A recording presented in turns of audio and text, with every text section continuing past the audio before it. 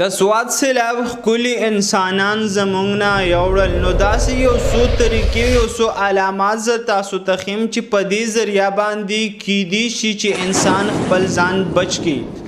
چې په هغې کې د ټولو نه اول دا ده چې کله هم 3 یا 4 غنټې مسلسل تیز باران شروع وي نو د دې خطره ده شته په هغه ځایونو باندې د سیلاب راتلو چې په کومو ځایونو باندې مخکې خطرات تېره شوې ده. او بیا خاص کر کې هغه ځایونه په کومو ځایونو کې چې غرونه وي نو په هغې کې خطره زیاته کیدی شي. دویمه خبره ده چې په کوم ځای کې سیندونه یا دریابونه یو ځای را سره میلاویږي نو په هغې ځای کې هم خطره کیدی شي د زیات باران د وجې نه. نو تاسو ته په دې ځایونو کې هم احتیاط کول ضروري دي چې په دې کې د اوبو چې کوم رنګ دی هغه خاورې طرف ته مکمل درومي او د دې سره په سیندونو یا په دریابونو کې کمې د اوبو چې کنارې وي هغه کنارونه زیاتې اوبه راختي شي چې دا علامات هم دي.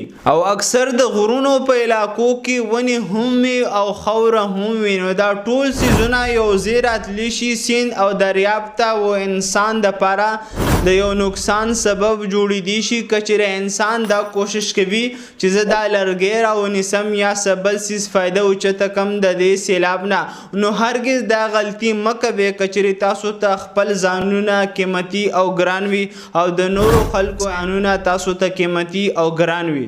او څلورم یو قدرتي داسې علامات چې د هغې نه هم تاسو دا معلومولی شي چې په دې ځایونه باندې د سیلاب راتلو خطره شته دی. چې په کوم ځای کې مرغۍ ډېر زیات شور جوړ کړي او د هغې علاقې د هغه ځای نه هغه بره طرف ته اسمان طرف ته روان شي او ډېر زیات شور سره سره هغه مکمل غیب شي نو د دې علامات نه هم تاسو پته لګولی شي چې د سیلاب راتلو خطره کیدی شي. پنځم علامات دا هم کیدی شي چې ستاسو سره نږدې کم اخوا دیخوا ماحول وي د هغې مطابق چې تاسو ته کومه آګاهي درکولی شي که هغه په هره ذریعه باندې وي نو د دې نه هم دا پته لګیدی شي چې خطره را روانه ده. او اووم غټ علامات چې کوم دی هغه دا دی چې کله هم د سیند یا د دریابونو کنارو کې شور د اوبو ډېر زیات شي نو د دې نه هم تاسو ته پته لګیدی شي. نو بیا تاسو هرګز د دې انتظار مه کوئ چې سیلاب راشي نو بیا به ورسره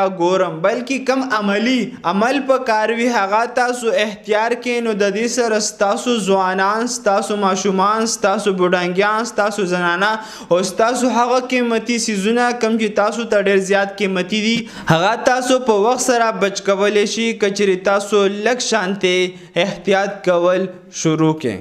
نو دغه شان میډیکل انفارمیشن دپاره زموږ سره اوسئ.